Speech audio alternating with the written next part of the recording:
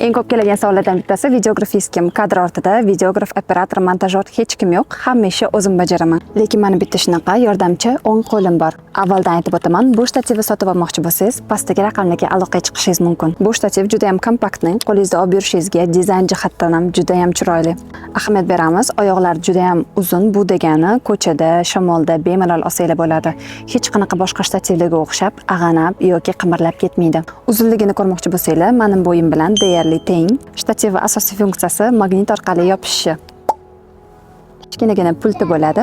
Bu orqali o'zingiz bemalol masofadan turib video va rasmga olishingiz mumkin. Hozir buni sinab ko'ramiz. Buning uchun video bo'limiga kiramiz va pultni bir marta bosganimizda videoga olishni boshlaydi. Videoni o'chirish uchun ham yana bir marta pultni bosamiz. Instagramning случайный rasmlarni mana shu pult orqali olsangiz bo'ladi. Sababi har knopkani bosganingizda rasmga oladi. Bu shtativ bekorga universalniy demayman, sababi 360 gradus aylanadi. Bundan tashqari bu shtativga chiroq va mikrofonni ulab ishlatishingiz ham mumkin. Ya'ni buning uchun sizdan qo'shimcha shtativ talab qilinmaydi. Bundan tashqari boshqacha shtativlarimiz ham bor va ularni meni sahifamdan topishingiz mumkin.